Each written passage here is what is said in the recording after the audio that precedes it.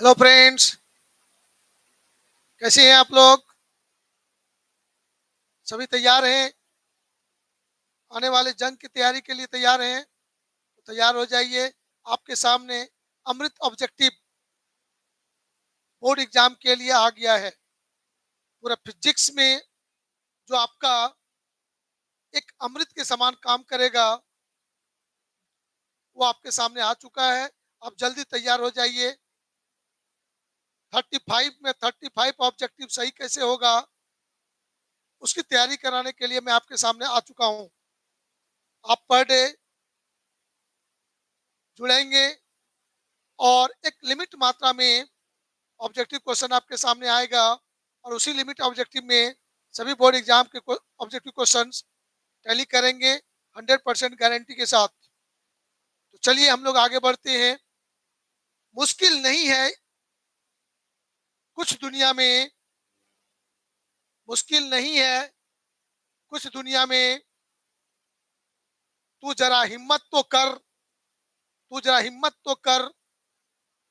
गौर से सुनेंगे, अब बच्चों के लिए है। मुश्किल नहीं है कुछ दुनिया में, तू जरा हिम्मत तो कर। ख्वाब बदलेंगे हकीकत में, ख्वाब बदलेंगे हकीकत में, तू जरा कोशिश तो कर, कोशिश तो कर, कोशिश तो कर। उसी कोशिश के एक कड़ी में हम आगे बढ़ गए हैं। चलिए अगला कड़ी आपके सामने स्टार्ट करते हैं।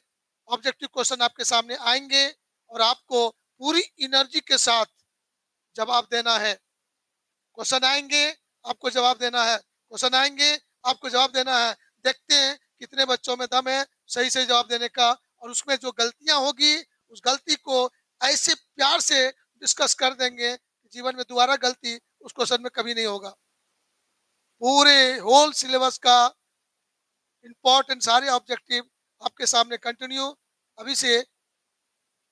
जब तक आप पूरा तैयार नहीं हो जाएंगे तब तक ये क्लास चलते रहेगा। तो चलिए, आप सभी बच्चों का कंसेप्ट ऑफ फिजिक्स क्लासेस के यूट्यूब चैनल में स्वागत है। मन लगा के पढ़ेंगे, पूरा तैयारी करेंगे तो पूरे होल सिलेबस को ऑनलाइन पूरा ईयर दिया जाता है, और लास्ट मोमेंट में ये तैयारी का स्टेप स्टार्ट हुआ है।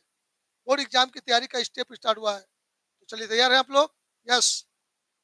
कोई भी न्यू बच्चे हैं, न्यू ईयर के लिए यदि आप पूरा सिलेबस घर बैठे पढ़ाई करना चाहते हैं तो आप कंसेप्ट ऑफ फिजिक्स क्लासेस के एप्लीकेशंस हैं, उस एप्लीकेशन में जाएंगे और वहां से कोर्स को परचेज करेंगे। पूरा ईयर आप पढ़ाई कर सकते हैं, होल सिलेबस को पूरा तैयार करके पढ़ सकते हैं। चलिए आइए आगे बढ़ते हैं। आपके सामने ऑब्जेक्टिव आएंगे, क्वेश्चन आएंगे, आपको जवाब देते जाना है। देखते हैं कितने बच्चों मेरे सही से जवाब देते हैं। आपके सामने क्वेश्चन आ चुका है। पहला क्वेश्चन आपके सामने है, आप देखेंगे गौर से।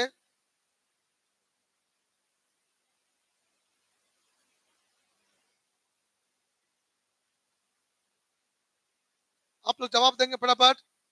क्वेश्चन नंबर 1 आंसर, 1 आंसर ऐसा लिखिएगा। एबीसी 1 नंबर दे के लिखिएगा, तो उससे कंफ्यूजन नहीं होगा। कुछ कुछ बच्चों का आंसर बाद में आता है, तो क्वेश्चन नंबर के बाद आंसर होगा तो वो चेक करने में सहूलियत होगा। तो आपके सामने क्वेश्चन क्या है, गौर से देखिए। एलसीआर सर्किट में विद्युत अनुनाद होने के लिए आवश्यक है। In order to have electrical resonance in the LCR series circuit, it is necessary to।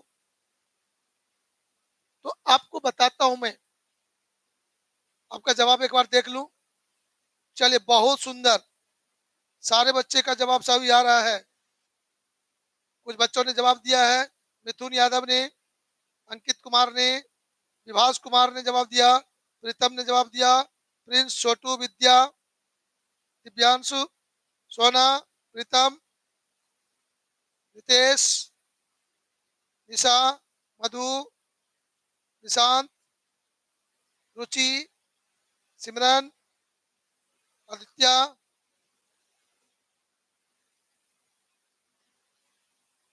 अब देखिए कुछ बच्चा इंजीनियरिंग कॉलेज में है।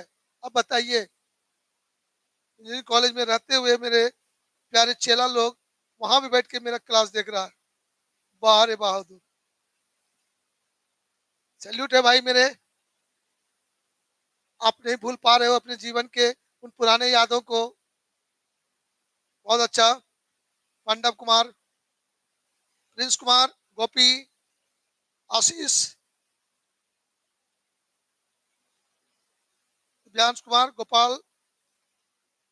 चलिए आइए, आप सभी बच्चों का 100% जवाब सही है।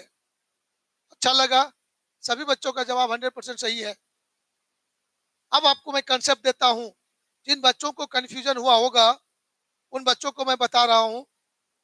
कहता है कि एलसीआर सीरीज सर्किट में इलेक्ट्रिकल रिजोनेंस विद्युत अनुनाद के केस में सर्किट में पावर फैक्टर मैक्सिमम होता है। तो पावर फैक्टर मैक्सिमम होने का मतलब कॉस फाई का वैल्यू मैक्सिमम होना चाहिए और 1 उसका मैक्सिमम वैल्यू होता है। और उस मैक्सिमम को होने के लिए आपको सिखाया गया है कि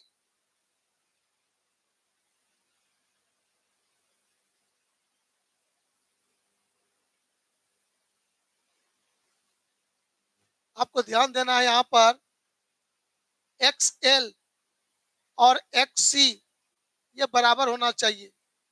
यदि आप इस टॉपिक को पढ़े हैं, एक्स एल और एक्स सी आप समझ गए होंगे। इंडक्टिव रिएक्टेंस इसको बोलते हैं, हिंदी में कहते हैं प्रेरणिक प्रतिघात।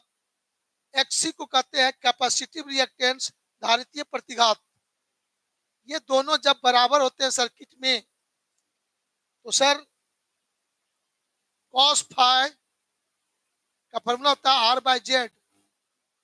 और ये आर और जेड यदि बराबर होगा, इक्वल होगा, तो कट के ये 1 होगा। और आर बराबर जेड होने के लिए एक्स एल बराबर एक्स सी होना जरूरी है। एक्स एल और एक्स सी यदि बराबर होंगे तो आर बराबर जेड होगा। जेड है इम्पेडेंस, प्रतिबाधा। एलसीआर सर्किट का प्रतिबाधा जेड, आर और जेड रेजिस्टेंस आर है, तो वो बराबर होगा तभी जब एक्सएल एक्सी बराबर होगा। और एक्सएल बराबर होता है ओमेगा इंटू एल और एक्सी बराबर होता है 1/ओमेगा इंटू सी। तो वो आपका equation number, answer number A में है। चलिए 100% आपका जवाब सही है। बहुत अच्छा। अगला क्वेश्चन आपके सामने आ रहा है, बराबर जवाब देंगे। क्वेश्चन नंबर 2, घरेलू विद्युत आपूर्ति की आवृत्ति 50 हर्ट्ज है। धारा का मान शून्य होने की आवृत्ति कितनी होती? बहुत इंपॉर्टेंट बात है, बहुत ही गंभीर क्वेश्चन है। आसानी से जवाब सही नहीं होगा इसका। तो चलिए क्वेश्चन नंबर 2 का आंसर आप लोग का आना शुरू हुआ। चलिए आना शुरू हो गया। बारे बहादुर लोग, स्मृति बी, विभास बी, राजा बी, निशा बी, मधु बी। चलिए सारे बच्चों ने बी जवाब दिया है। सारे बच्चों ने जवाब दिया है सी, नहीं B. Very good very good very good. Suraj Kumar, Ankit Kumar, Divyansh Kumar, सारे बच्चों का जवाब सही है। तो आंसर आप लोगों ने दिया बी, लेकिन ये हमको लगता है हो गया गलत। फ्रीक्वेंसी 50 हर्ज है। फ्रीक्वेंसी 50 हर्ज है। तो यहाँ पर देखेंगे एक डायग्राम के द्वारा इसको मैं समझाऊंगा। सर एसी सर्किट में डायग्राम ऐसा बनता है, ग्राफ ऐसा बनता है, आप ध्यान से समझिएगा।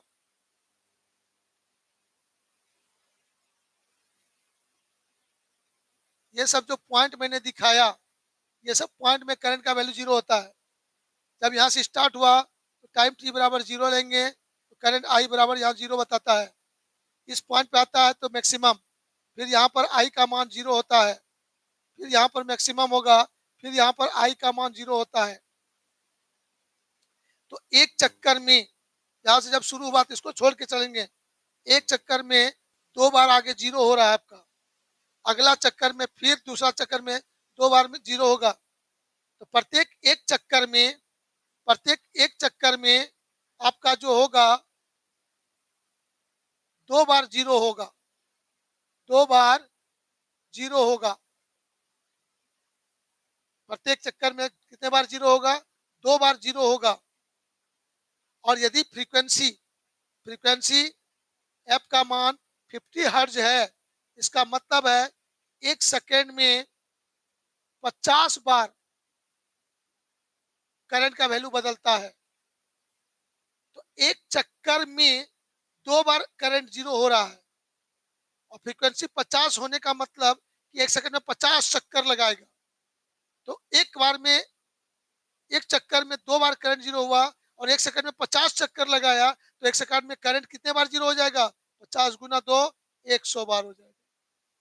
तो यहाँ पर जो करंट जीरो होने का जो फ्रीक्वेंसी है, वो फ्रीक्वेंसी आपको कहना होगा 2 इंटू एफ कहना होगा। जो भारत में फ्रीक्वेंसी है, उस फ्रीक्वेंसी का डबल करना होगा। तो आपका जवाब हो जाएगा, फ्रीक्वेंसी यहाँ 50 हर्ट्ज है, तो 2 इंटू 50 आपका हो जाएगा 100 हर्ट्ज हो जाएगा। बात समझिएगा, ठीक है? तैयार हो गए? समझ गए? चलिए, अब आप लोग जल्दी से हमको चैट करके बताइएगा, क्या सर संतुष्टि हुई आप लोगों को? चलिए, ये क्वेश्चन को 100% गारंटी भी लिख लीजिए, बोर्ड एग्जाम में आया, एकदम फिक्स समझ लीजिए, ये ऑब्जेक्टिव बोर्ड मॉडल हो गया, बोर्ड एग्जाम में आ गया 1 नंबर का, गारंटी फिक्स्ड है। 70 में 35 फिक्स कर देंगे, वही 35 आएगा, याद रखिएगा। तो संतुष्ट हो गए आप लोग? यस, सभी बच्चों ने जवाब दे दिया, yes yes yes yes yes. चलिए, बहुत अच्छा, मजा आ रहा है हमको, आप लोग का यस सुन के मजा आ रहा है, बहुत अच्छा।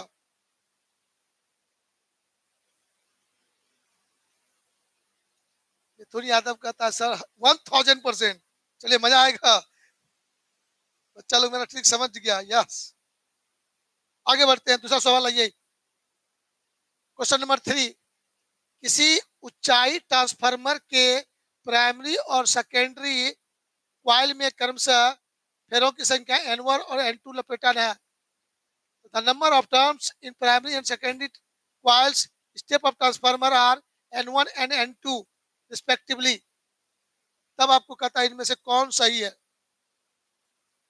तो आप बच्चों को माइंड में सेट रखना है कि ट्रांसफार्मर में गुरुजी 2 क्वाइल होता है, ट्रांसफार्मर में 2 क्वाइल होता है, primary and secondary, primary and secondary होता है। तो ध्यान दीजिएगा, प्राइमरी क्वाइल में फेरों की संख्या यदि N1 बोलते हैं और सेकेंडरी में N2 बोलते हैं, एक्चुअली इसका सिंबल लेते थे हम लोग NP और यहाँ लेते थे NS।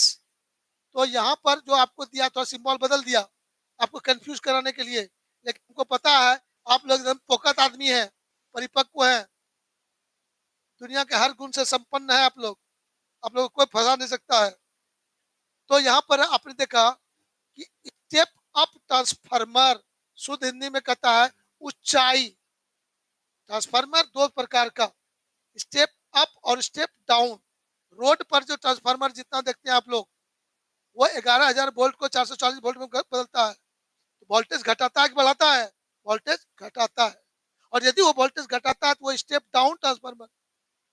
स्टेप डाउन ट्रांसफार्मर मतलब सेकेंडरी कॉइल हमें देता है वोल्टेज, प्राइमरी को हम लोग देते हैं, देने वाला वोल्टेज घटा के दिया तो डाउन किया, देने वाला वोल्टेज बढ़ा के देगा तो बढ़ा के देगा, स्टेप अप कहलाएगा। तो बढ़ा के देने के लिए फेरों की संख्या उसका बड़ा होना चाहिए, घटा के देने के लिए सेकेंडरी कॉइल में फेरों की संख्या कम होना चाहिए।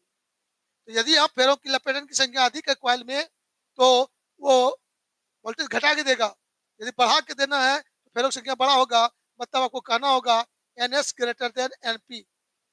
किसके लिए? स्टेप अप के लिए, स्टेप अप ट्रांसफार्मर के लिए NS ग्रेटर देन NP होगा। इसका मतलब इस सवाल के अनुसार N2 is greater than N1 होगा। तो क्या आप लोगों ने जवाब दिया था? आप लोग का जवाब देख ले, 1 मिनट। सारे लोगों ने तो जवाब सही दे दिया, चलो बहुत अच्छा, वेरी गुड। यदि इस क्वेश्चन में पूछने वाले लोग जवाब दीजिएगा सोच के, इसी क्वेश्चन में ये कह देता ये स्टेप डाउन ट्रांसफार्मर है, अपचाई है, यदि ये अपचाई लिख देता स्टेप डाउन लिख देता, स्टेप डाउन ट्रांसफार्मर लिख देता, तो आप जवाब कौन सा देते? जल्दी बताइए। तब आपका जवाब हो जाता N1 ग्रेटर देन N2। तो सेकेंडरी कॉइल में फिर उससे क्या कम वोल्टेज घटा के देता, राइट। लेकिन ये पूछा नहीं गया क्वेश्चन में, ये अपने मन से हम सोचे थे, होता तो ये होता। तो चलिए दोनों क्वेश्चन हो सकता है। आगे बढ़ते हैं, अगला क्वेश्चन आपके सामने। ट्रांसफार्मर एक डिवाइस है, सिंपल बात है, ट्रांसफार्मर वोल्टेज को बढ़ाता या घटाता है, राइट। तो इसको कैसे सोचेंगे? एसी को डीसी में नहीं, गलत बात। एसी को डीसी में बदलने के लिए रेक्टिफायर है, डीसी को एसी में योने होगा। डीसी वोल्टेज को बढ़ाने में या घटाने में, एसी वोल्टेज को, हाँ डीसी को नहीं। ट्रांसफार्मर एसी को बढ़ाता घटाता है। आपका जवाब क्या है? क्वेश्चन नंबर 4, राजा ने दिया जवाब सबसे पहले D number, very good. Ankit ने जवाब दिया D, very good. Vibhas D. Suraj, Suraj भाई साहब गलती होगी आपका, ये दिया है गलती हो गया। बाकी सारे बच्चों का सही जवाब है, 100%, 100%। निशा कुमारी, रानी, स्मृति, सिमरन, सिमरन जोर लगा रहे हो, हाँ बहुत अच्छा, लगे रहो। चलो आगे बढ़ते हैं, अगला क्वेश्चन। एलआर परिपथ की प्रतिबाधा होती है, एलआर परिपथ, एल आर परिपथ मतलब होता है एल सी आर। इसमें से कह रहा है एल आर, एल आर करने का मतलब है C0, कैपेसिटर नहीं है, कैपेसिटर एब्सेंट है, कैपेसिटर एब्सेंट है, तो XC0 हो जाएगा, कहानी खत्म। तो एलसीआर सर्किट में प्रतिबाधा क्या होगा? प्रतिबाधा हुआ, प्रतिबाधा को इंग्लिश वर्ड कहते हैं इम्पीडेंस। इम्पीडेंस का फॉर्मूला आपके पास है, Z equal to under root XL minus XC whole square plus R square. तो सर XC0 हो जाएगा, तो बचेगा मेरा XL square plus R square, ये बचेगा। Z बराबर ये होगा, आंसर सही होगा।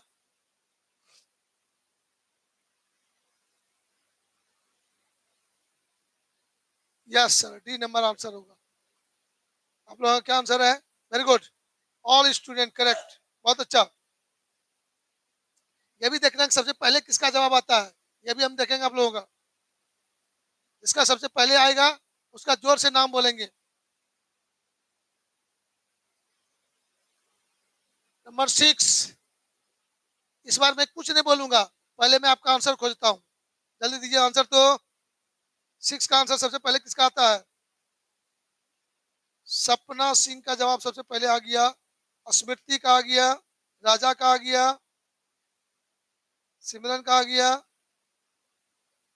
शुभम, संतोष, निशा, अंकित, कृष्ण, सौरभ, विद्या, अंकित, मिथुन, मधु, आदित्य, सुमन, विभास, छोटू,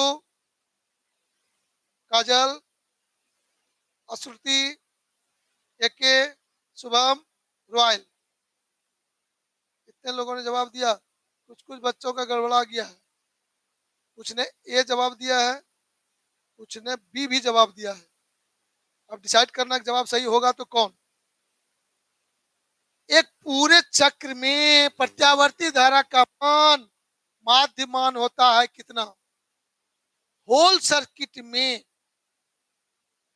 जब जनरेटर चलाते हैं, उसका चक्का एक चक्कर लगाता है, एक चक्कर में आधा जो चक्कर होता है उसमें एवरेज करंट पॉजिटिव होता है, और बाकी जो आधा चक्कर होता है उसमें निगेटिव होता है। पूर्ण चक्र में बोलेंगे तो मान लीजिए +10 होगा, -10 होगा, तो आंसर क्या हो जाएगा? 0 हो जाएगा।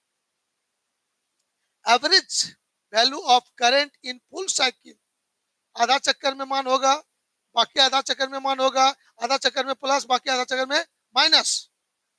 पूर्ण चक्कर जब पूछेगा कह देना 0, राइट। चलिए आइए उसको याद रखिएगा। आंसर क्या हुआ? ए नंबर वाले सारे बच्चे सही हैं। चलिए बहुत अच्छा। सबको ऑनलाइन में मिठाई भेजेंगे, जिसका जिसका सही होगा ऑनलाइन में भेजेंगे, लेकिन ऑफलाइन में नहीं।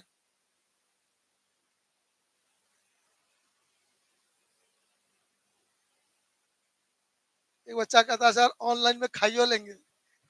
वाह रे बच्चे, जवाब तो एकदम जी हुजूरी है, सही जवाब दिया तुमने। चलिए क्वेश्चन नंबर 7 का जवाब, प्रतिघात का एसआई मात्रक रिएक्टेंस।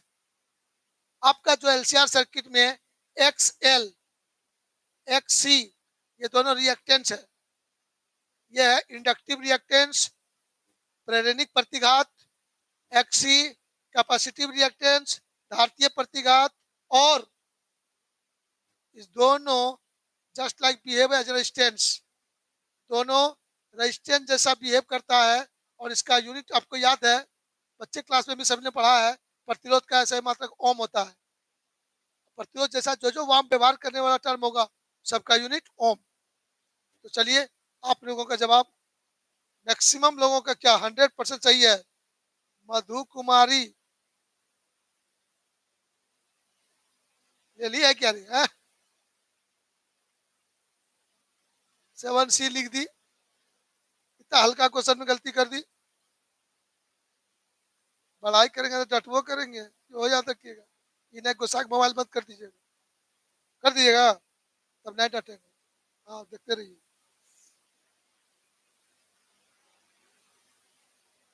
एक्सएल एक्ससी दोनों का रेजिस्टेंस ओम होगा। और एक तो और टर्म है जेड, जेड इसका भी यूनिट ओम होगा। जेड प्रतिबाधा इंपेडेंस, दोनों का यूनिट रेजिस्टेंस के जैसा, आर के जैसा। राइट, चलिए आगे बढ़ते हैं। वेरी गुड, राजा ओम लिखा, बहुत अच्छा। क्वेश्चन नंबर अगला 8, एल आर परिपथ का शक्ति गुणांक होता है, बीच में चर्चा हो गया था।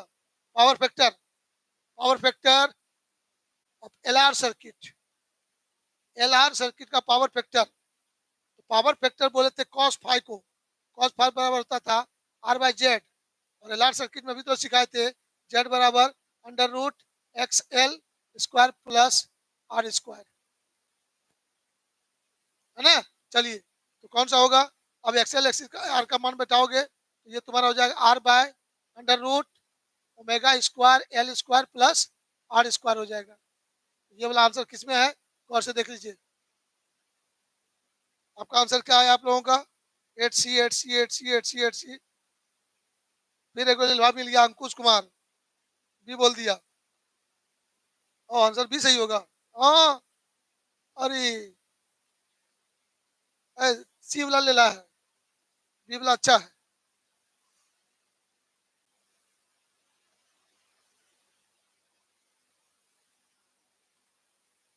सेठवा मन में, सेठवा टू बात, हाँ ठीक है, ओके, जल्दी से, वेरी गुड। आइए गौर से,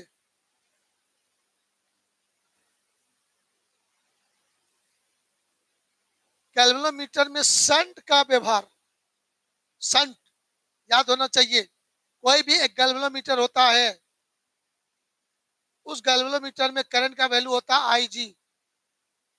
इस आई जी का वैल्यू एक लिमिट वैल्यू तक वो माप सकता है, मेजर कर सकता है। उससे अधिक करंट यदि उसमें चला गया तो गैल्वेनोमीटर में जो स्प्रिंग होता है वह टूट जाता है, या क्वाइल उसका जल जाता है। मतलब ये कहो तो आवश्यकता से अधिक करंट गया, गैल्वेनोमीटर डैमेज हो गया। मतलब उससे डैमेज होने के लिए बताने के लिए उसके पैरेलल में, उसके पैरेलल में लो रेजिस्टेंस का एक वायर जोड़ा जाता है, जिसको बोलते हैं शंट। शंट का रेजिस्टेंस एस होता है, सिंबल, करंट का सिंबल होता है आई एस, मेन करंट हो जाएगा आई। ये आपका डायग्राम हुआ समझने के लिए। तो पैरेलल में जोड़ा जाता है, क्या लिखा हुआ है, गैल्वेनोमीटर में शंट का व्यवहार किया जाता है, क्यों, उसकी सुग्राहिता बढ़ाने के लिए नहीं, उसका प्रतिरोध बढ़ाने के लिए नहीं।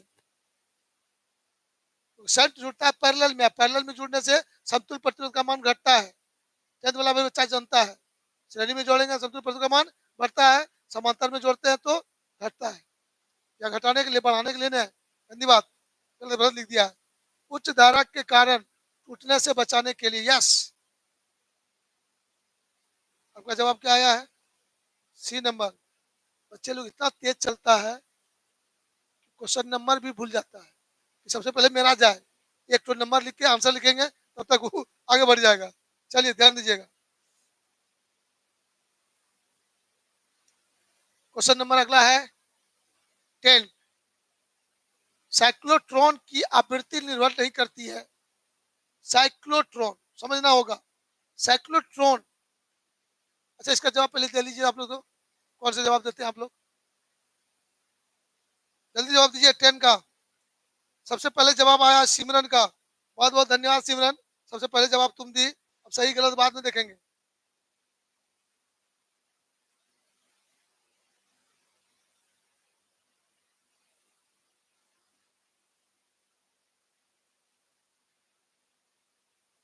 चलो, लगभग लोगों ने जवाब दिया सी, कुछ लोगों ने जवाब दे दिया ए। अब देखते हैं यहाँ कंफ्यूजन, सीखते जाइएगा। यदि ध्यान दीजिएगा, एक छोटा सा चीज आपको बताता हूँ। जो ये क्रम आज आपने देखा, पूरे होल फिजिक्स जितने भी ऑब्जेक्टिव आ सकते हैं या बोर्ड में आ चुके हैं, सारे क्वेश्चन का सब सॉल्यूशन ऑब्जेक्टिव आपको मिल जाएगा 15 डेज के अंदर। कंटिन्यू आपको लगे रहेंगे, कभी कभी बीच में 1-2 दिन गैप करेंगे और कंटिन्यू ये क्लास चलते रहेगा। टाइम लगभग यही होगा 7 और 8 के बीच में स्टार्ट करने का। इवनिंग में आप लोग एकदम मूड बना के रहिए, रेडी रहिए, पूरा 100% ऑब्जेक्टिव करेक्ट जवाब देने के लिए। ऑन मेरिट आपको उतना डिस्कस कर देंगे, हर क्वेश्चन में आप खुद सोच सकते हैं और किसी को समझा भी सकते हैं। इतनी एनर्जी देने के लिए ललन कुमार तैयार है। बस आप कंटिन्यूटी के साथ जुड़े रहेंगे। हाँ, इसका जवाब आप लोगों ने कुछ दिया, निर्भर नहीं करती, करती नहीं है, नहीं करती है। कौन सी? फ्रीक्वेंसी।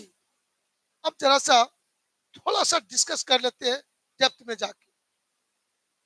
होता क्या है ना कि किसी चार्ज पार्टिकल को मैग्नेटिक फील्ड के लंबवत दिशा में यदि आप गति कराते हैं तो वह चार्ज पार्टिकल सीधी रेखा में गमन ना करके सर्कुलर मोशन करने लगता है।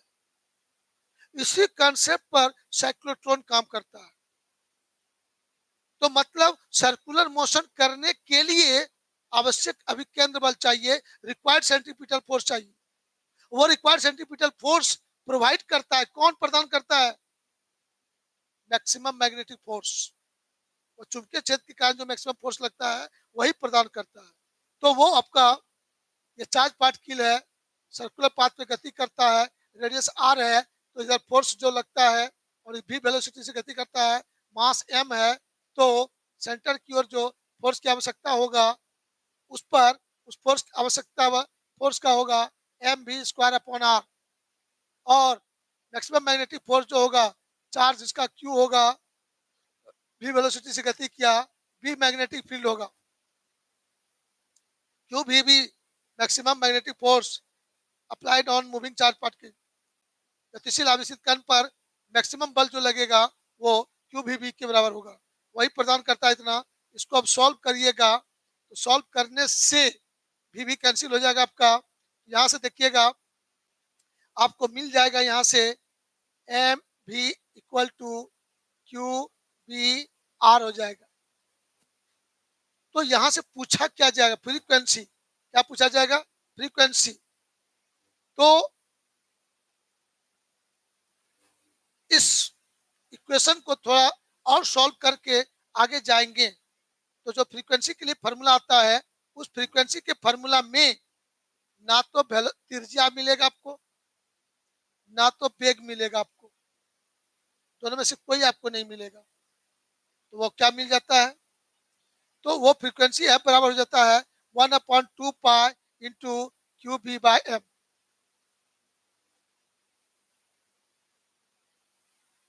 ठीक है ना? तो यहां पर आप देखोगे इस फॉर्मूला में कहीं भी और आर नहीं मिला, जब भी और आर नहीं मिला आपको कहीं पर, तो आप आराम से कह सकते हो does not depend upon radius, does not depend upon velocity. इस क्वेश्चन के दो दो आंसर सही है, ए एंड बी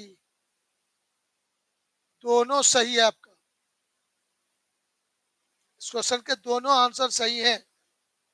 अब क्वेश्चन सेट करने वाले लोगों से गलती हो गया, कोई एक को हटा के रखना चाहिए, या तो सेटर को यहाँ पर डी नंबर में लिखना चाहिए, ए एंड बी, तो आंसर में लिखते हैं हम लोग डी, है ना। थोड़ी मेरी मिस्टेक हो गई है, आपको उलझाए हैं। देखिए आप पूरा अच्छा से जानते हैं कि रट ली है कोई एक बात, यहाँ पर पता चल गया आंसर दोनों सही है, ए और बी। रेडी, आगे बढ़िएगा। क्वेश्चन नंबर 11, वेग भी से गतिशील किसी आवेशित कण को वेक्टर ई तथा वेक्टर बी के क्रॉसित क्षेत्र में अवक्षेपित निर्गत होने के लिए आवश्यक शर्त है। मतलब अविक्षेपित निर्गत के लिए इस हॉल में मान लीजिए मैं जहां खड़ा हूं, एक घर है, घर में क्या को दीवार होता है, किसी घर में क्या को दीवार होता है, 4 को दीवार होता है, आमने सामने बराबर बराबर। तो आमने सामने एक तरफ दे दीजिए प्लस दीवार में, एक तरफ माइनस, हो जाएगा इलेक्ट्रिक फील्ड, प्लस से माइनस की ओर वेक्टर ई बताएगा वो। एक दीवार में को बना दीजिए नॉर्थ पोल, एक दीवार को साउथ पोल, हो जाएगा मैग्नेटिक फील्ड, नॉर्थ पोल से साउथ पोल की ओर वेक्टर बी। क्या दोनों लंबवत हुआ? यस सर, लंबवत हुआ।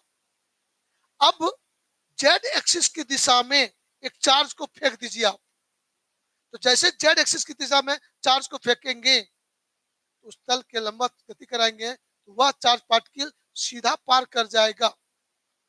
इसलिए पार कर जाएगा सीधा, मुड़े उड़ेगा कहीं नहीं, क्योंकि इलेक्ट्रिक फील्ड के कारण फोर्स और मैग्नेटिक फील्ड के कारण फोर्स, दोनों फोर्स उस पर लगेंगे और दोनों फोर्स इक्वल एंड अपोजिट लगेंगे, और इक्वल एंड अपोजिट फोर्स लगेंगे तो रिजल्टेंट फोर्स जीरो होगा, और जब बल ही नहीं लगा सीधा जाते रह जाएगा। कंसेप्ट समझ में आया? यस। लंबवत दिशा में मैग्नेटिक फील्ड है एक्स एक्सिस और वाई एक्सिस में, तो एक तल में दोनों मैग्नेटिक फील्ड है, मैग्नेटिक फील्ड इलेक्ट्रिक फील्ड है, और जेड एक्सिस की दिशा में एक चार्ज पार्टिकल को गति करा दीजिए, वह चार्ज पार्टिकल सीधी रेखा में गमन करेगा। क्यों? क्योंकि उस पर जो इलेक्ट्रिक फील्ड और मैग्नेटिक फील्ड दोनों बल लगाएगा, और दोनों का बल का दिशा बराबर परिमाण होगा और दिशा विपरीत होगा, तो रिजल्टेंट फोर्स जीरो होगा और सीधी रेखा में गमन करेगा। और विक्षेपित गमन करेगा, विदाउट डिफ्लेक्शन वो सीधा रेखा में गमन करेगा।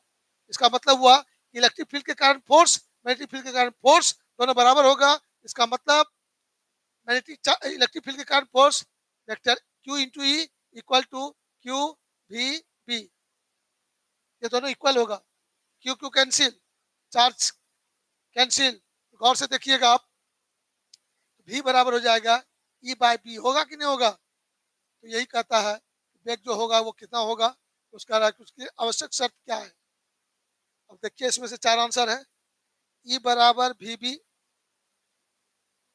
भी बराबर ई बी, हाँ ऊपरी लाइन से दिख गया, ई बराबर वी बी, तो कौन सा आंसर सही हुआ? एक सेटवा मन में संतुष्ट है? यस, याद रखिएगा, दिमाग में सेट कीजिएगा। चलिए आगे बढ़ते हैं। 12 नंबर में क्या कहता है, आइए इसको देखिए। दो समांतर तारों में, दो समांतर तारों में विपरीत दिशा में धाराएं प्रवाहित होती है, तो वे एक दूसरे को विकर्षित करते हैं, एक दूसरे को आकर्षित करते हैं, एक दूसरे पर कोई बल नहीं लगाते हैं, एक दूसरे की धाराओं को नष्ट कर देते हैं। आपका क्या आंसर है बाबू? रानी स्मृति 12 में ए नंबर दिए हैं जवाब आप। सिमरन 12 का ए, नताशा 12 का ए, विभास 12 का ए, विद्या 12 का ए। चलो सारे बच्चों का ए। शुरू शुरू में 5-7 का नाम बोलेंगे, सबका बोलेंगे तो 1 घंटा लग जाएगा, इसलिए जो सबसे पहले आगे में उसी का नाम बोलेंगे, 5 का नाम बोलेंगे हरदम। कौन कितना जल्दी आंसर देगा उसी का नाम बोलेंगे, देर कीजिएगा नाम नहीं बोलेंगे। हम बोलेंगे ना, मजबूरी है।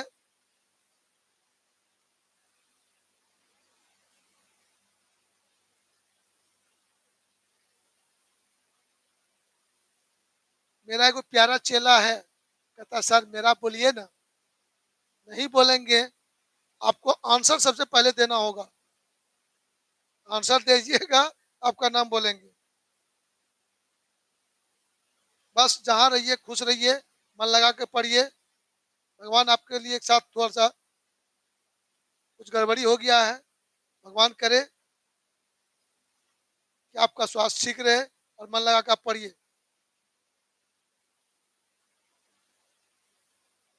चलिए आइए।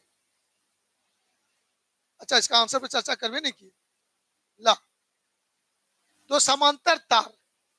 अच्छा ये बताइए, बिजली के खंभा में दो गो तार होता है ना? ये सर ज्यादा तार होता है। हम दो ठो का चर्चा करते हैं। बिजली के पोल में दो ठो तार है, दोनों में करंट चल रहा है इस दिशा में, इसमें इसमें करंट हो गया I1, इसमें करंट हो गया I2। ध्यान दीजिएगा, यहाँ पर आपको गंभीर से समझना है।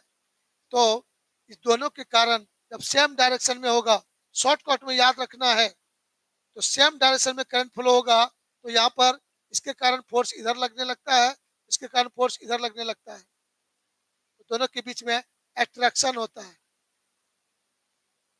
क्या होता है? एट्रैक्शन। अब यदि तो समांतर धारा में विपरीत दिशा में धारा होगा, यदि धारा का दिशा बदल देंगे, उल्टा कर देंगे, एक में इधर कर देंगे, एक में इधर, I1 मान लो इधर है, I2 इधर कर देंगे, तो फोर्स इधर लगने लगेगा, फोर्स इधर लगने लगेगा। एक पर फोर्स इधर लगने लगेगा, एक पर फोर्स इधर लगने लगेगा। यहाँ पर हो जाएगा रिपल्सन। क्या हो जाएगा? रिपल्सन हो जाएगा। हिंदी हो गया विकर्षण। विपरीत दिशा में विकर्षण और समान दिशा में एट्रैक्शन।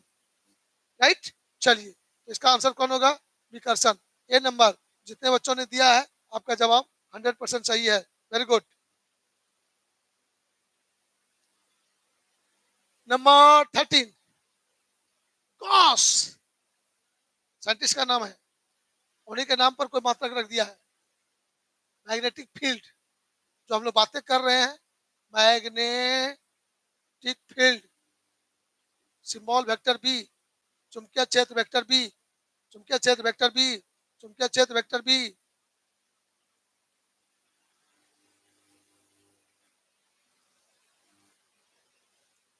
तो मैग्नेटिक फील्ड वेक्टर बी हो गया। इसका जो यूनिट होता है, SI unit, weber per metre square, weber per metre square है, उसको बोलते हैं टेस्ला। सिंबल होता है T। और इसका CGS यूनिट भी होता है, CGS यूनिट, CGS यूनिट वो होता है गॉस, GAUSS, गॉस। सिंबल होता है बड़ी जी। और ये यार रिलेशन होता है, 1 gauss is equal to 10⁻⁻⁴ tesla. ये भी 100% गारंटेड क्वेश्चन, ऑब्जेक्टिव में 100% गारंटेड क्वेश्चन।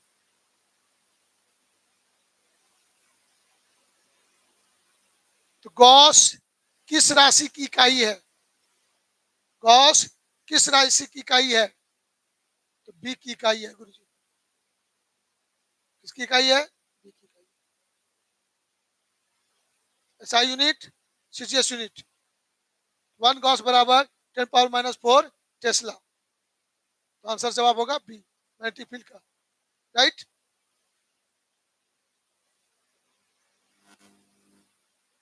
एक लंबे सीधे धारावाही चालक में, एक लंबे सीधे धारावाही चालक में प्रवाहित धारा I के कारण उत्पन्न चुंबकीय क्षेत्र निम्न में से किसके अनुक्रमानुपाती होता है?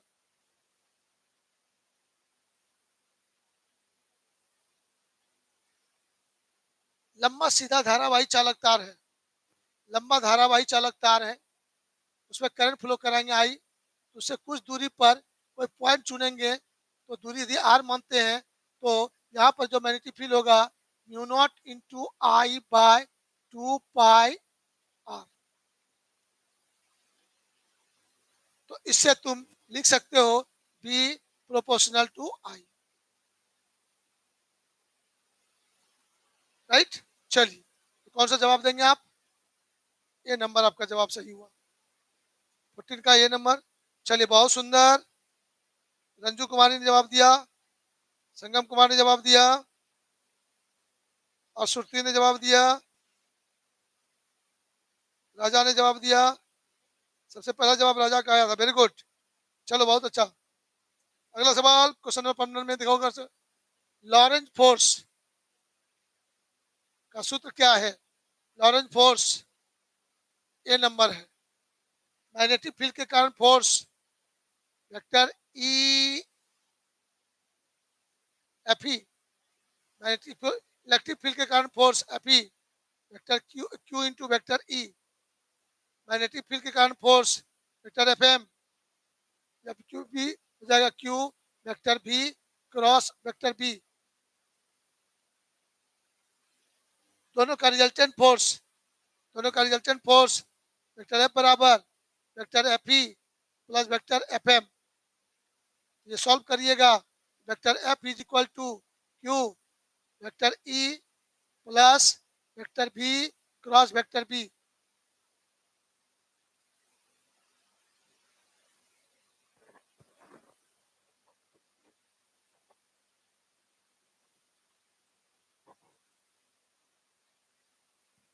चलिए आगे बढ़े, तो इसका जवाब आपको मिल गया ये वाला। तैयार हैं आप लोग? संतुष्ट हैं? सब चीज समझ में आ रहा है? चलिए बहुत अच्छा बात, लगे रहिएगा कंटिन्यू एकदम। अब यहां से देखिए अगला क्वेश्चन आपके सामने आ रहा है। एक धारावाही चालक अपने चारों ओर उत्पन्न करता है, वायर है, इस वायर में करंट फ्लो करा देंगे, वायर में करंट फ्लो करा देंगे, उसके सराउंडिंग में क्या उत्पन्न होगा? क्या क्या ऑप्शन है? कोई क्षेत्र नहीं ना, केवल विद्युत क्षेत्र ना, केवल चुंबकीय क्षेत्र, विद्युत क्षेत्र एवं चुंबकीय क्षेत्र। बहुत सारे बच्चे कंफ्यूज हो जाते हैं। एक चार्ज पार्टिकल रहेगा ना, उसको गति कराओगे तो वहां पर मैग्नेटिक फील्ड के साथ इलेक्ट्रिक फील्ड भी होगा, लेकिन जब किसी वायर में चार्ज फ्लो करेगा वहां इलेक्ट्रिक फील्ड जीरो हो जाता है, वहां ओनली मैग्नेटिक फील्ड उत्पन्न होता है। तो याद रखिएगा, ये क्वेश्चन अच्छा है, बच्चों को फंसाने लायक भी है। आप लोग का क्या जवाब आया है 16 नंबर में? 16 नंबर में क्या जवाब आया आप लोगों का बाबू लोग? 16 में सारे बच्चों का जवाब सी आ गया है। चलिए बहुत अच्छा, आप लोग का जवाब देख के अच्छा लगा।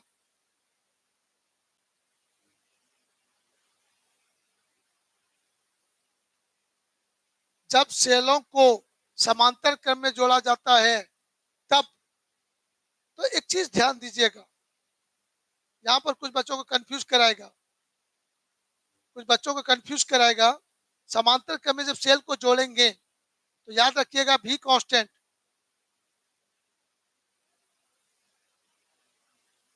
Potential difference constant.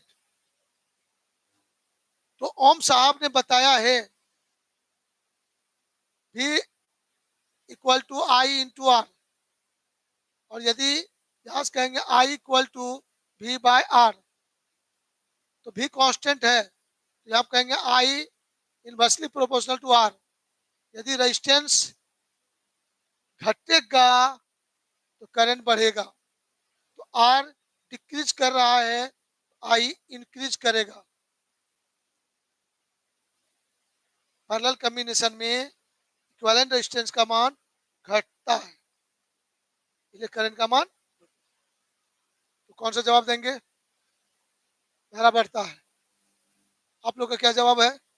17 का एक कुछ नंबर ने जवाब दिया है, कुछ नंबर सी दिया है। चलिए इसमें थोड़ा सा आप लोग कंफ्यूज कर गए हैं, आपको जवाब याद रखना है बी नंबर। विद्युत भाग बल तो ना बढ़ेगा ना घटेगा, इसको ध्यान में रखिएगा। समांतर क्रम में 50 सेल का आयन जोड़ दें, 100 सेल का आयन जोड़ दें, एक ही सेल के बराबर विद्युत भाग बल होता है, इसलिए ये दोनों तो होगा ही नहीं, ये दोनों कंफर्म खत्म हो गया, इसको ध्यान में रखिएगा। अब इसी दोनों पे विचार करना था, उस दोनों में विचार करने के लिए हमारा कंसेप्ट यही है, आर घटा तो आई बढ़ा, आर बढ़ा तो आई घटा। तो पैरेलल में इक्विवेलेंट रेजिस्टेंस घटता है तो करंट का मान बढ़ता है। चलिए आइए आगे बढ़ते हैं। 18 नंबर, फास्टली जल्दी से आइए। अनुप्रस्थ काट के क्षेत्रफल ए वाले किसी चालक तार से प्रवाहित धारा आई होता है। क्रॉस सेक्शनल एरिया ए है, करंट का मान आई है, तो करंट आई बराबर क्या होता है? तो ध्यान दीजिएगा, एक तो फॉर्मूला डायरेक्ट याद रखना होगा, लंबा डेरिवेशन है। यदि ये कोई वायर है,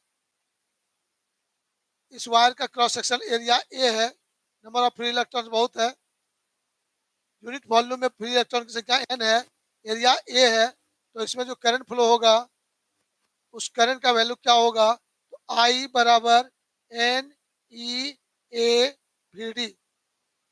यहाँ पर जो चार्ज कैरियर का ड्रिफ्ट वेलोसिटी होता है वी डी, यदि बैटरी का प्लस इधर है, माइनस है, इलेक्ट्रिक फील्ड इधर डेवलप होगा और ड्रिफ्ट वेलोसिटी का दिशा ये होगा। तो यहाँ पर आई बराबर होता है n e A v d, इसको याद रखना होगा। आई बराबर n e A v d, A number आपका आंसर सही है। चलिए 18 में ए नंबर 100%, सभी जवाब दिया बच्चों ने। चलिए मेरे पांडव बाबू बोलते हैं, इंजीनियरिंग कॉलेज में अभी पढ़ रहे हैं, और वो बोल रहे हैं सर आपने जो कंसेप्ट दिया है आज इंजीनियरिंग कॉलेज में बहुत मजा आता है, मदद मिलता है। चलिए बहुत बहुत धन्यवाद पांडव, भगवान करे बहुत ऊंचाई पे जाएं, इतनी श्रद्धा, इतनी लगन, इतनी प्यार आपके अंदर है। चलिए बहुत अच्छा।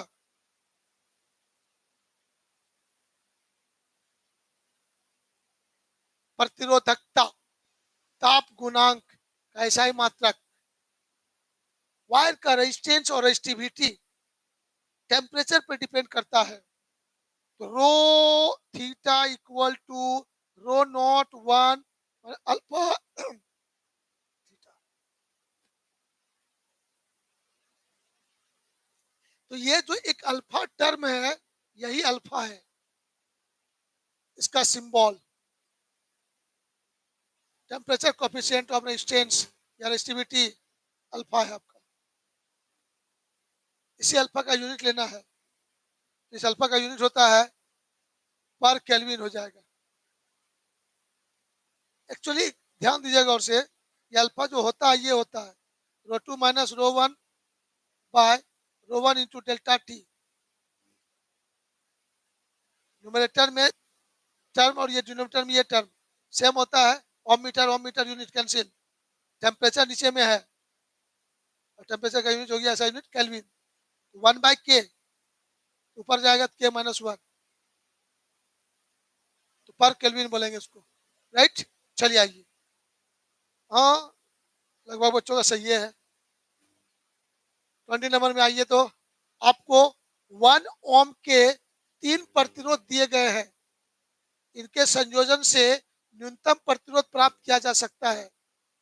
अच्छा, 1 ओम के कितने प्रतिरोध? 3।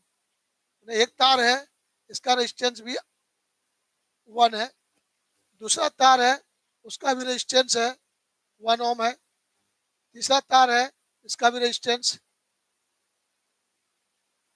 1 है। 3 प्रतिरोध दिए गए हैं, इनके संयोजन से न्यूनतम रेजिस्टेंस, मिनिमम रेजिस्टेंस प्राप्त करना है। तो माय डियर बच्चों, सीरीज में मैक्सिमम, पैरेलल में मिनिमम। सीरीज में होगा मैक्सिमम, बढ़ेगा, पैरेलल में होगा समांतर, श्रेणी समांतर में मिनिमम। तो आपसे पूछा जा रहा है कि मिनिमम, न्यूनतम प्रतिरोध प्राप्त किया जा सकता है कितना? तो यदि हम मैं मिनिमम कह रहा तो पैरेलल में जोड़ेंगे 1/r इक्वल टू, एक बात बोल सकते हो, डायरेक्ट बोल सकते हो आप लोग, आर बराबर या इक्विवेलेंट रेजिस्टेंस आरपी बराबर हो जाएगा आपका R/N। तो आपका मान 1 ओम, 3 गो है, 1/3, 1/3। और यदि मैक्सिमम का था, आर एस बराबर हो जाएगा तुम्हारा एन इंटू आर, हो जाएगा ये 3 × 1 बराबर 3 ओम हो जाएगा, ये इतना ओम हो जाएगा। मतलब इस तीनों को जोड़ के हम लोग अधिक से अधिक 3 ओम प्राप्त कर सकते हैं और कम से कम 1/3 ओम प्राप्त कर सकते हैं। संतुष्ट? सेट हुआ? यस। आगे बढ़िए, आंसर हो गया ठीक। बाबू लोग देखिए आगे बढ़ते हैं। 21।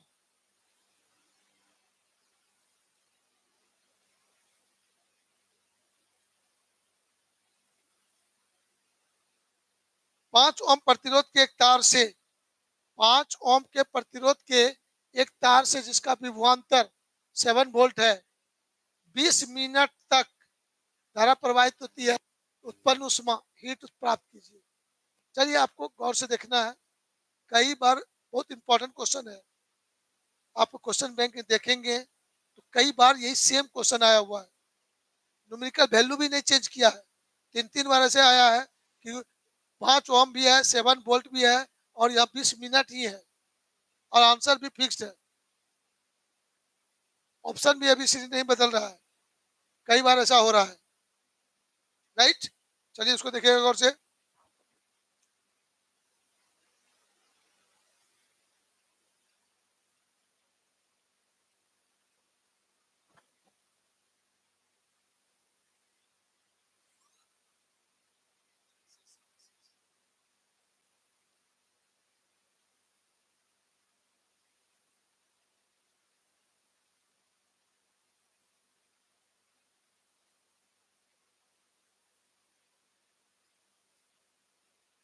चलिए आगे बढ़ते हैं।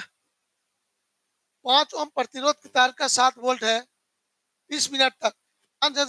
बाबू कोई एक वायर है, सपोज कर लो ये हीटर है, हीटर है, उसके वायर का रेजिस्टेंस आर है, उसमें बैटरी के प्लस माइनस से जोड़ दिए, उसमें करंट फ्लो हो रहा है, तो ये हीट उत्पन्न करेगा। तो कितना टाइम तक फ्लो कर रहा है? टी टाइम तक। तो हीट कितना उत्पन्न कराएगा? यदि उसको क्यू या एच से डिनोट कर दें तो क्यू बराबर होता है तुम्हारा फॉर्मूला I²RT। यदि सभी टर्म का वैल्यू एसआई में पुट करेंगे, ये आंसर आएगा जूल में।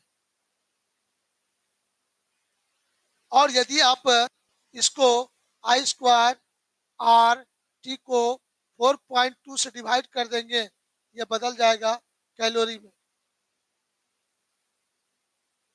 है ना? तो आंसर में कैलोरी कैलोरी लिखा हुआ है, देखिएगा और से, इसका मतलब जूल को कन्वर्ट करना कैलोरी में, 4.2 से भाग देना है। यही सब आपको याद रखना है। जितनी संभावना है उलट पुलट करने का, सब ललन कुमार आपको बोल देगा यहाँ। अब है कि आप कितना उसको पचा सकते हैं, कितना गौर से सुन रहे हैं। राइट, चलिए तो आपको यहाँ पर इसका जवाब हो जाएगा, सब वैल्यू पुट करके देख लीजिएगा, तो आपको आंसर जो आएगा 2800 कैलोरी आ जाएगा। वैल्यू पुट करके उस पर देख लीजिएगा, आई का मान कितना है? आई, अच्छा इस पर नहीं बनेगा, देखिए वोल्ट दिया हुआ है, करंट नहीं दिया हुआ है, ये फॉर्मूला मॉडिफाई होगा थोड़ा सा, भी दिया है तो आई को हटा के भी लेना होगा, ये हो जाएगा सर क्यू बराबर V² by R into T into by 4.2 joule. लफड़ा था यहाँ पर, 4.2 करना होगा, मतलब आई के जगह पर आपको लिखना होगा V/R, तो V²/R² करेगा तो ऊपर नीचे आर कट जाएगा, तो नीचे बचेगा V², ऊपर आर बचेगा, टी ऊपर में टी है, इस पर बैठाइएगा तब ये 2800 आएगा। ठीक, चलिए 22। एक समान 3 चालक तार है, उसे कितने प्रकार से जोड़ा जा सकता है? वेरी गुड, ये क्वेश्चन दो तरह से पूछेगा। एक समान 3 तार, ये पूछेगा असमान, असमान 3 तार, इसको कितने प्रकार से जोड़ सकते हैं, इसको कितने प्रकार से जोड़ सकते हैं? ऑब्जेक्टिव दोनों में से एक तो आते रहता है। एक समान 3 तार हैं, मतलब तीनों का प्रतिरोध समान है, असमान तीन तार मतलब तीनों का रेजिस्टेंस अलग अलग है, तो इसको हम लोग चार तरह से जोड़ सकते हैं। एक समान तीन तार को चार तरह से जोड़ सकते हैं, और असमान रहेगा तो ऊपर पावर तीन, आठ तरह से जोड़ सकते हैं। असमान तीन तार है तो ऊपर पावर तीन, असमान चार तार है तो ऊपर पावर चार, राइट, सेट कर लीजिए मन में। और ये एक ही तरह का है, तो ध्यान से देखिएगा, इसको कैसे समझेंगे। ये तार तीनों को सीरीज में जोड़ दिए, एक तरह का ये हुआ। तीनों को पैरेलल में जोड़ दीजिए, दूसरा ये होगा। दो पैरेलल में, एक सीरीज में जोड़ दीजिए, दो सीरीज में और उसके साथ एक पैरेलल में। इतनी संभावना है, एक तरह, दो तरह का, तीन तरह से, चार तरह से। एक समान वाला तुमको चार तरह से जोड़ सकते हैं तीन तार को, और असमान तीन तार है तो उसको आठ प्रकार से जोड़ सकते हैं। मतलब ये तीन प्रकार का हो जाएगा, ये तीन प्रकार का हो जाएगा। ये हो गया तीन, तीन छः, सात, आठ असमान वाला में, राइट, यस। आगे बढ़ते हैं, कौन सा आंसर सही है? बी नंबर आपका सही है। चलिए आगे बढ़ते हैं जल्दी से। 23 में विद्युत वाहक बल का बीमा डायमेंशन, तो भाई इसमें कोई दम नहीं है, इसको डायरेक्ट कर लीजिए। फिर भी एक बार जरा सा बोलिए देते हैं। सर बहुत सिंपल है, ईएमएफ ई जो है उसको पोटेंशियल डिफरेंस के बराबर मानो, और भी बराबर होता है सर आई इंटू आर होता है। तो आई का हो गया आई, और आर का हो गया रेजिस्टेंस का हो जाएगा। या छोड़ो, उसको दूसरे तरह समझो, शॉर्टकट में समझो तो ये सारी बातें जो होता है, ये होता है वर्क बाय चार्ज होता है, वर्क बाय चार्ज। वर्क का ऐसा यूनिट, वर्क का डायमेंशन ml2t-2, चार्ज का होता है it। सॉल्व करेंगे ml2t-3 ये आपका डायमेंशन हो जाएगा। कंफर्म? कौन सा जवाब मिला देखिए तो।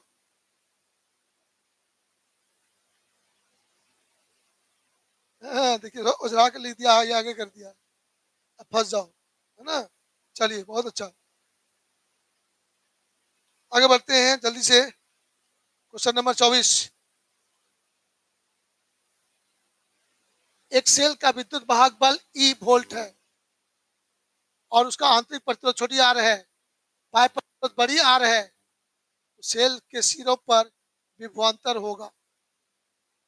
ये थोड़ा सा दमदार है, ये थोड़ा बुद्धि लगाने का सवाल है। आप क्या आंसर दे रहे हो क्वेश्चन नंबर 24 का, मैं आपको देखना चाहता हूँ। जल्दी से आप जवाब दो, क्वेश्चन नंबर 24 में आप क्या जवाब दे पा रहे हो।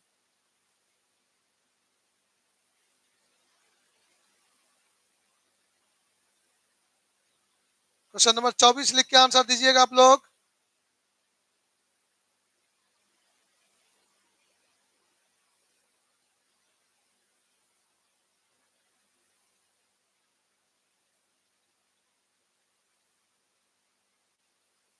ट्वेंटी फोर का कुछ बच्चों ने जवाब दिया ए, कुछ बच्चों ने जवाब दिया सी,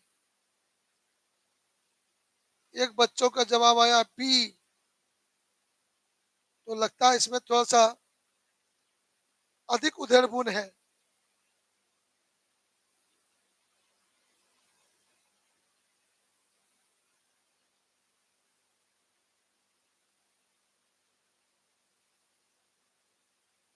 चलिए जल्दी आंसर बताइए। हाँ आइए, अब हम लोग डिस्कस कर लेते हैं। सिरों पर विभवांतर होगा, भी पूछ रहा है आपसे। सेल के सिरों पर विभवांतर, सेल के सिरों पर विभवांतर भी बराबर आई इंटू आर, या आई ई बराबर ई बटे आर प्लस आर।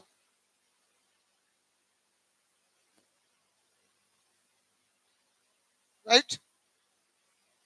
तो यहाँ पर हम लोग विचार करेंगे, कंसंट्रेट होकर ध्यान देंगे क्या सोचना चाहिए। एकदम छोटा सा चीज पर ध्यान दो कि सर एक्सटर्नल रेजिस्टेंस बड़ी आर की जगह पर आर लिखेंगे, इंटरनल से छोटी आर की जगह आर लिखेंगे। तो यहाँ पर आई बराबर total EMF E by R plus R. तो ईएमएफ ई हो गया, आर प्लस आर दोनों इक्वल है, ये हो जाएगा तुम्हारा ई बाय टू आर हो जाएगा। ये करंट का मान हुआ ई बाय टू आर। अब यहाँ पर पूछ रहा है आपसे वोल्टेज, वोल्टेज। तो यदि यहाँ पर बात करें,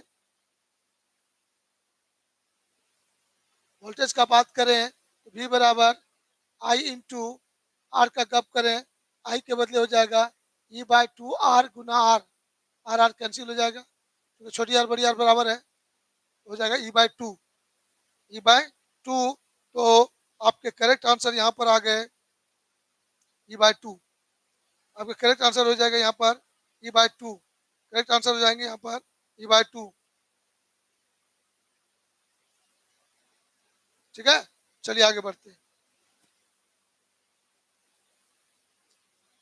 25 हॉट वायर आमीटर जो है वो वायर में जो परिपथ में रूट मीन स्क्वायर करंट होता है उसी को मापता है, धारा के वर्ग माध्य मूल मान को मापता है। तो यहाँ पर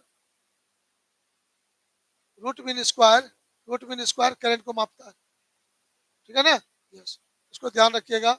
हॉट वायर इंस्ट्रूमेंट जो होता है वो अमीटर जो होता है वो रूट मीन स्क्वायर करंट को मापता है। चलिए 26 में देखिए गौर से, एक वोल्ट मीटर को आमीटर में बदला जा सकता है। वोल्ट मीटर है, आमीटर बदलेंगे। आमीटर यहाँ पर कंफ्यूज नहीं होना है, गौर से समझना है। आमीटर अधिक करंट को मापने वाला इंस्ट्रूमेंट है, और अधिक करंट मापने मतलब अधिक करंट फ्लो होना चाहिए। अधिक करंट फ्लो होने के लिए रेजिस्टेंस कम होना चाहिए। रेजिस्टेंस घटाने के लिए पैरेलल में वायर जोड़ेंगे, रेजिस्टेंस जोड़ेंगे, इक्विवेलेंट रेजिस्टेंस घटेगा, करंट का मान बढ़ेगा। तो पैरेलल में जो जो लाइन है वही लिखिए, श्रेणी वाला खत्म। ये हो सकता है, ये हो सकता है, अब उसको देखना है। उच्च नहीं तो गड़बड़ हो जाएगा, लो वाला घटाना है तो उसको लो वाला जोड़ेंगे, बढ़ाना होता है तो हाई वाला जोड़ते हैं।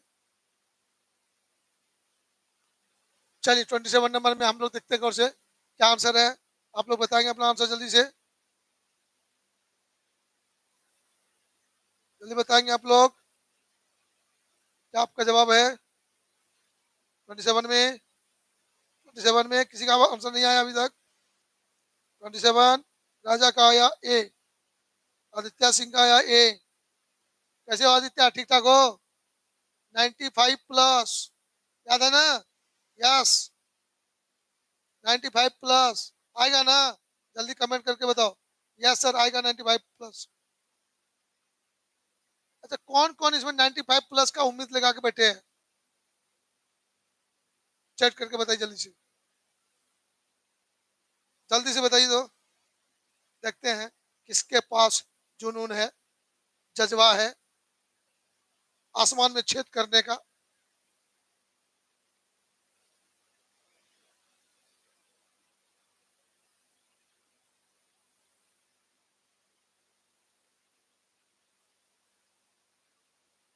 चलिए बहुत लोग लाइन लगा दिए भाई, वाह, ये तो कमी नहीं है, लाइनों का भंडार लग गया।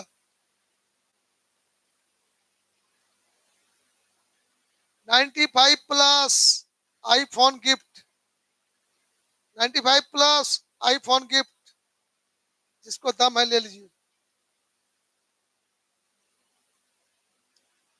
आइडियल वोल्ट मीटर का प्रतिरोध क्या होगा?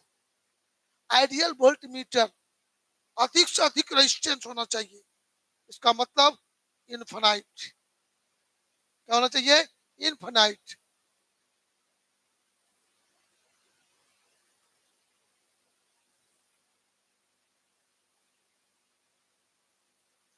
हाँ, राजा कहता है सर 16 प्रो, हो सकता है रिजल्ट आते आते 17 आ जाए प्रो। मतलब न्यू वर्जन वाला देंगे, चिंता नहीं करना है, बस 95 प्लस। चलिए आइए आगे बढ़ते हैं। एक पूरे चक्र में प्रत्यावर्ती धारा का माध्यमान होता है। पूरे चक्र में माध्यमान 0। ये क्वेश्चन लगता है रिपीट हुआ है, एक बार और लगता है पढ़ चुके हैं हम लोग कुछ देर पहले। 29। दो बल्ब क्रमशः 15 वाट और 20 वाट और 60 वाट और 220 वाट की है, तो उसके फिलामेंट के प्रतिरोध का अनुपात क्या होगा? माय डियर बच्चों, एक बल्ब है, दूसरा बल्ब है, bulb number B1, bulb number B2, दो बल्ब तुम्हारे पास है अलग अलग। इसमें लिखा हुआ है 15 वाट 220 वोल्ट, मतलब इसका पावर हो गया 15 वाट, और इसका वोल्टेज जो हुआ विभवांतर जो होगा 220 वोल्ट पर काम करेगा। इसके बारे में पावर P2 जो है ये लिखा हुआ है 60 वाट, 60 वाट का ये बल्ब है, और ये काम करेगा 220 वोल्ट पर काम कर सकता है। तो बहुत सिंपल कंसेप्ट है। Electric power P, electric power P equal to V²/R। बहुत फॉर्मूला होता है, I²R होता है, V × I भी होता है, V²R होता है। तो आपको दिमाग लगाना है, V है, R पूछ रहा है, इसका रेजिस्टेंस कहेंगे R1, इसका रेजिस्टेंस कहेंगे R2। तो आपको वही फॉर्मूला चुनना है जिसमें ये तीनों टर्म है। यहाँ से कहेंगे R1 इक्वल टू V²/,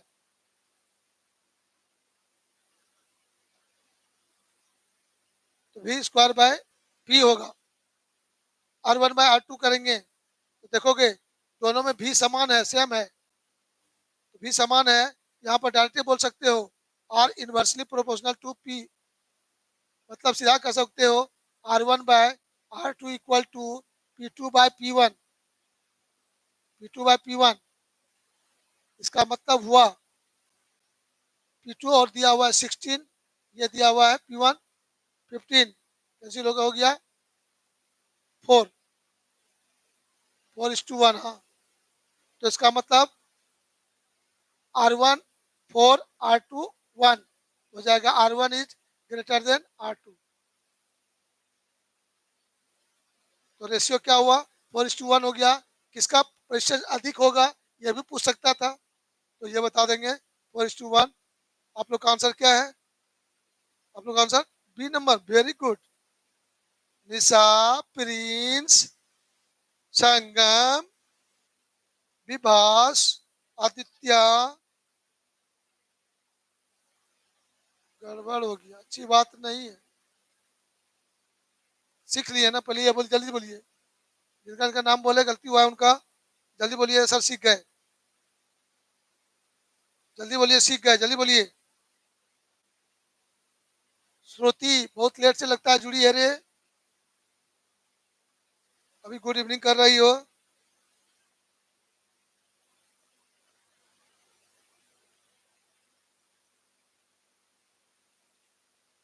चलो बहुत अच्छा, आगे बढ़ते हैं। 30, विद्युत वाहक बल का बीमा। ये भी क्वेश्चन लगता रिपीट हो गया, क्या ऐसा क्यों हो गया देखते हैं।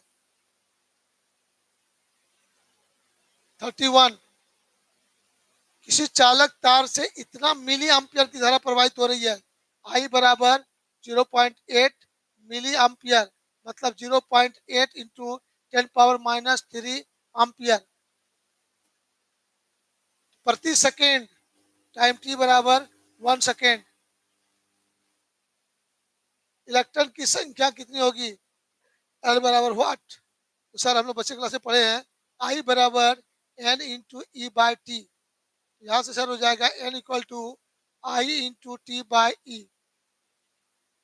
तो आई हो गया तुम्हारा कितना 0.8 इंटू 10⁻³ टाइम टी हो गया 1 बाय ई का मान 1.6 इंटू 10⁻−19, 8 टू जा 2 हो जाएगा सर 0.5, 1/2 और इंटू 10 पावर 19 में 13 गया, 3 गया 16, डेसिमल घसकाएंगे 5 गुना 10⁻15।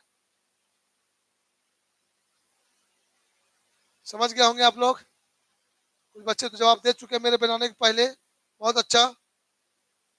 तो आंसर हुआ डी नंबर। अच्छा हाँ सॉरी, 5 इंटू 10⁻15, यस। प्रिंस बाबू गलती हो गया, डी नंबर नहीं होगा।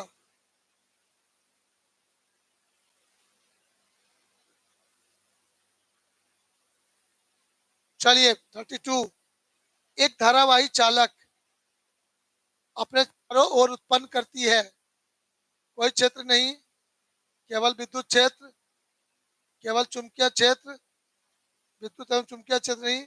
सी नंबर, ये गलत, ये गलत, ये गलत।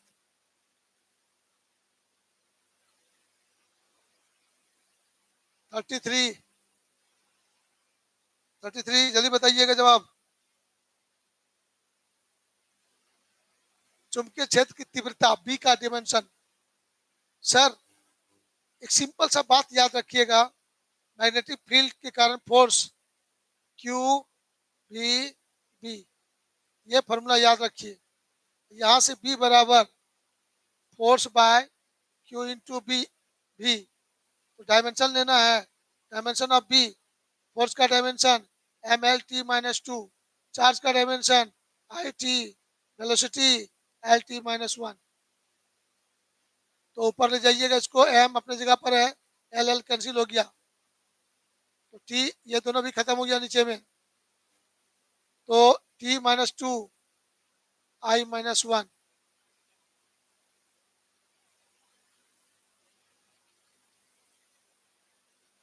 mt-2 I-1, m2-2 I-1। आई की जगह ए लिख सकते हैं, आपको अधिकार है। 33 में किसका किसका सही हुआ है? फिर आप लोग क्वेश्चन नंबर नहीं लिखते हैं, गड़बड़ हो जाएगा। क्वेश्चन नंबर लिख के आंसर लिखिए। वेरी गुड, ठीक है ना विद्या कुमारी? हाँ चलो जल्दी जल्दी पढ़ो मन लगा के। एन फेरे वाले प्रति मीटर वाली एक लंबी परिनालिका में 1 एम्पियर की धारा प्रवाहित होती है, परिनालिका के सिरों पर चुंबकीय क्षेत्र है। एन फेरों वाले प्रति मीटर एक लंबी परिनालिका में 1 एम्पियर की धारा प्रवाहित होती है, तो परिनालिका के सिरों पर चुंबकीय क्षेत्र है। तो ध्यान दीजिएगा, समझिएगा, इसमें 2-3 क्वेश्चन बनता है। इसी क्वेश्चन पे 4 टाइप का क्वेश्चन बनेगा, वो गौर से सुनिएगा। सॉलिनॉइड परिनालिका है क्या? ये सर, और चुंबकीय पदार्थ का मतलब कागज का हो जाए, कांच का हो जाए, उस पर तार को लपेट के इस तरह से विद्युत रोधी तार को लपेट कर बनाया जाता है। यह हुआ सॉलिनॉइड परिनालिका। इस वायर में यदि करंट फ्लो करते आई और यूनिट लेंथ में, एल लेंथ में फेरों की संख्या एन है, यूनिट लेंथ में फेरों की संख्या हो जाएगा स्मॉल एन बराबर n/l हो जाएगा।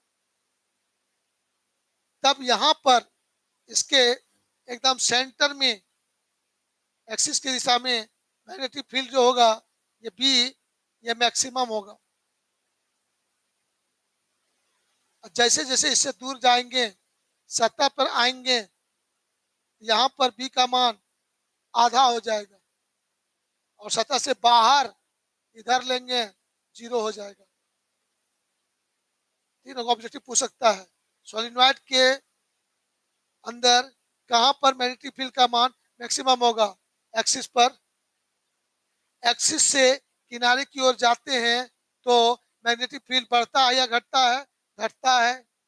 और सतह पर जाते जाते हाफ हो जाता है, और सतह से छोड़ के बाहर जैसे निकलेंगे 0 हो जाएगा।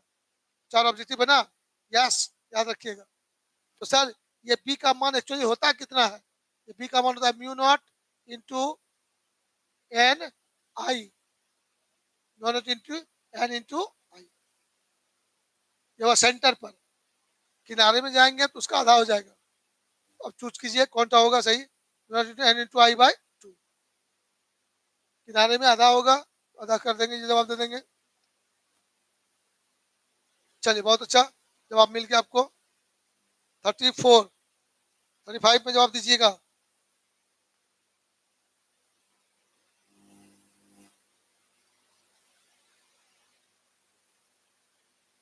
किसी सेल के सिरों के मध्य विभवांतर विद्युत वाहक बल से अधिक होता है।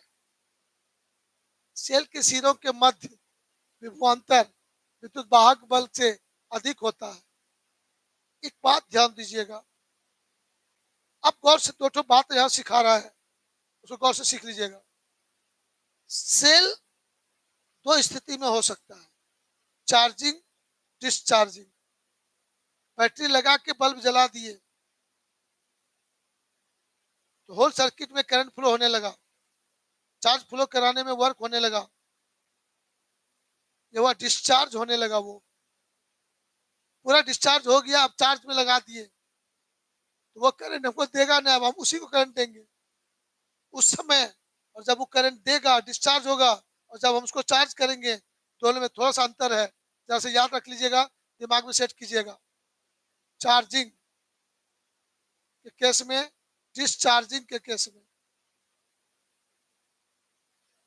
डिस्चार्जिंग केस में ईएमएफ ई बराबर V plus I into small R, और चार्जिंग के केस में ई बराबर V minus I into small R. ये दो बात याद रखिएगा, बड़ा मजा आएगा। तो यहां पर देखिए गौर से, डिस्चार्ज के केस में सेल का अंदर का जो लॉस्ट वोल्ट होता है आई इंटू स्मॉल आर, सेल के अंदर जो एनर्जी खर्च होता है लॉस्ट वोल्ट उसको बोलते हैं। तो यहां पर देखिए कह रहा है E V plus I R, मतलब सर्टेन है, यहां से लिखेंगे वी बराबर ई माइनस आई आर। इसका मतलब हुआ ई में कुछ घटेगा तब भी के बराबर होगा, इसका मतलब ई इज ग्रेटर देन भी। यहां पर या उल्टा बोलेंगे भी लेस देन ई।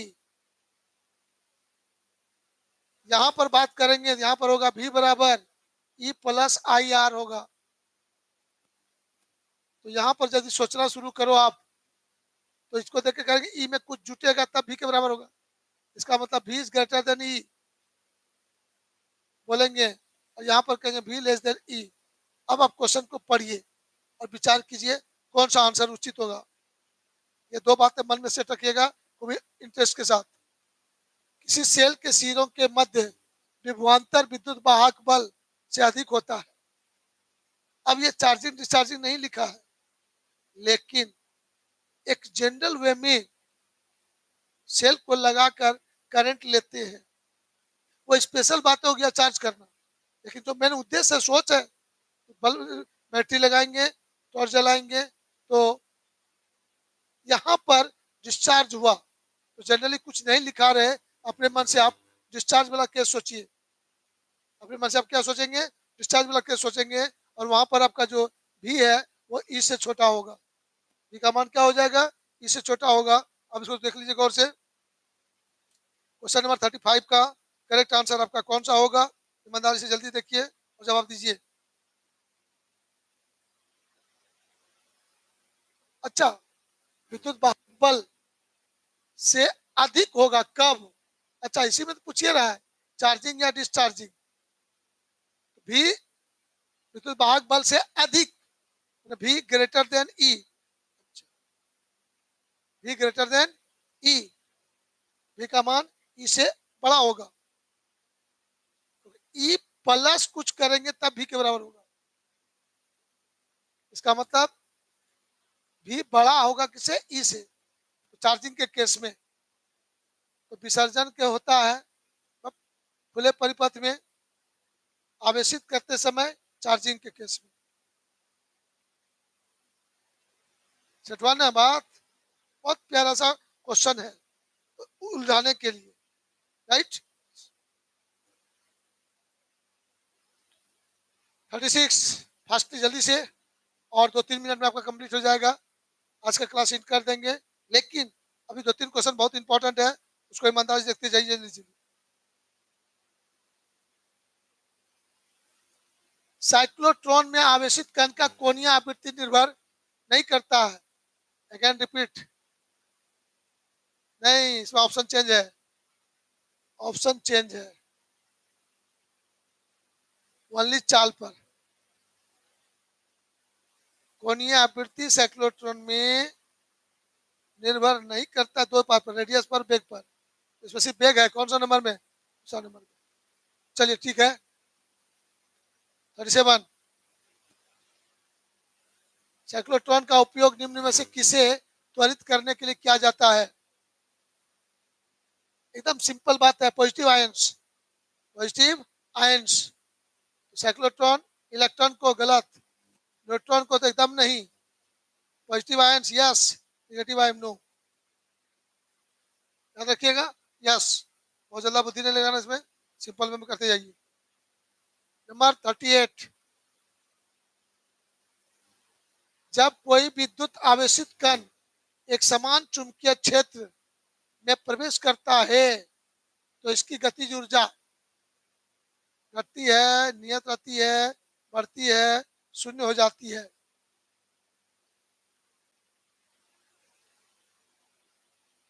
कोई विद्युत आवेशित कण एक समान चुंबकीय में प्रवेश करता है, इसकी गतिज ऊर्जा, ना वेग बढ़ेगा ना गतिज ऊर्जा बढ़ेगा। एक समान विद्युत क्षेत्र है, वेग में कोई परिवर्तन नहीं है, होगा, यहाँ पर नियत रहती है।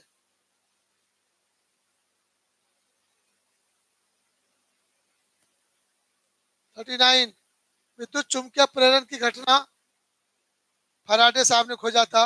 इसमें याद रखने का चीज है, बुद्धि लगाना नहीं है ज्यादा। चलिए, आज का लास्ट क्वेश्चन यहीं पर छोड़ेंगे।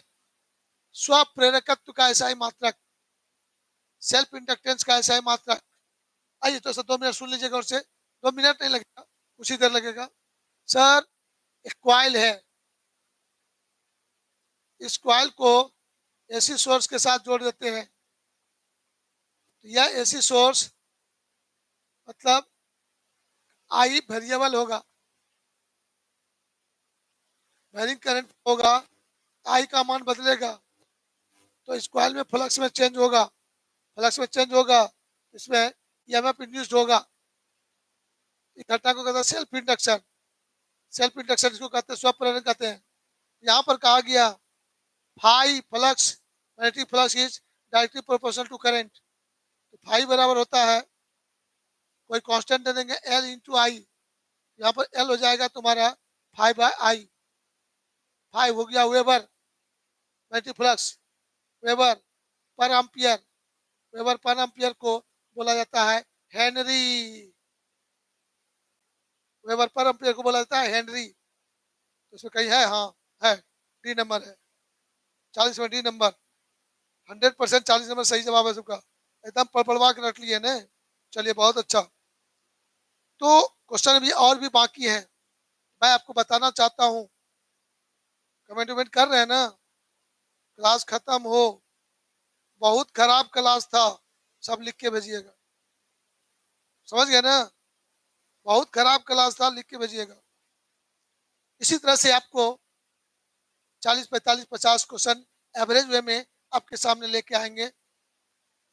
कभी कभी लगातार हो जाएगा, कभी 1-2 दिन गैप होगा, लेकिन दिसंबर लास्ट होते होते पूरा सभी चैप्टर्स के सारे इंपॉर्टेंट क्वेश्चन आपके सामने आ जाएंगे, जिसमें गारंटी होगा कि उससे एक भी क्वेश्चन बाहर बोर्ड एग्जाम में नहीं रहेगा। 35 में 35 क्वेश्चन सॉल्व कराने का ललन कुमार गारंटी ले रहा है, राइट, इसको ध्यान दीजिएगा एकदम पूर्ण विश्वास के साथ।